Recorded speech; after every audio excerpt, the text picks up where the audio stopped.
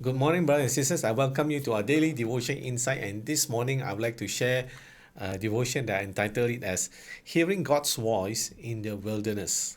I will read from the scripture found in 1 Kings chapter 19, verse 11 and 12.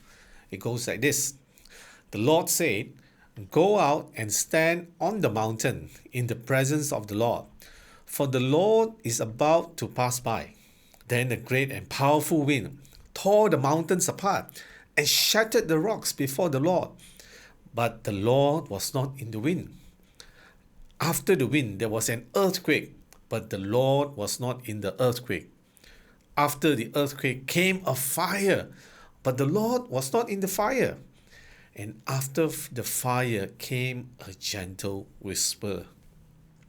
This is a story of Elijah on Mount Horeb, where we witness a powerful demonstration of how God speaks to his people. Amidst the chaos of the nature's fury, the wind, the earthquake, and the fire, God's voice was not found. It was such a tremendous thing, isn't it? Imagine, just a large wind, and then an earthquake, and then the fire came.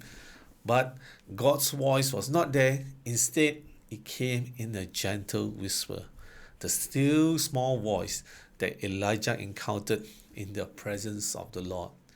In the same way, in our life, there are so many circumstances, pressure of the world, and sometimes when we want to seek God, we expect God's voice to come in such a miraculous power, isn't it?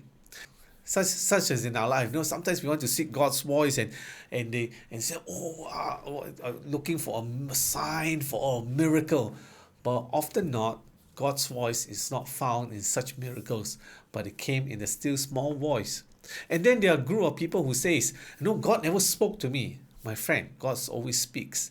Just as now, where you are, there are voices that are actually talking to you. Do you know that? Our Prime Minister is actually talking to you. Taylor Swift is actually talking to you. Singers are talking to you. Radio DJs are talking to you. These are forms of radio broadcast. They are broadcasting, but we are not hearing it. Because why? We are not attuned to those frequencies. These are radio waves, and we need a special tool and to tune to the right frequency to hear those broadcasts. In the same way, God also speaks to us all the time, but we need to be attuned to his voice. The book of John chapter 10 verse 27, it says, "My sheep listen to my voice, I know them, and they follow me." Do we recognize the voice of the Lord? Are we attuned to his voice? When the fire comes, when the wind comes, when the earthquake comes, will we recognize his still small voice?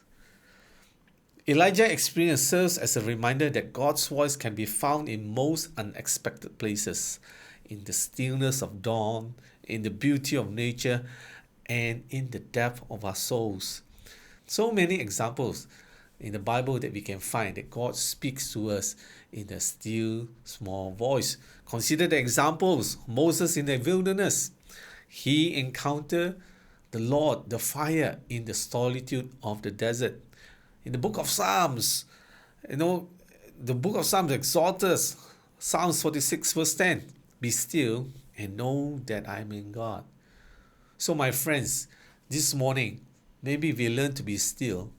And in the midst of the chaos, in the midst of the work pressures that we are about to encounter this morning or this week or the weeks to come, may we be attuned to the Lord's voice, what he has to speak to us, what he has to say to us, and be attuned to his calling. May the word of the Lord bless us this morning.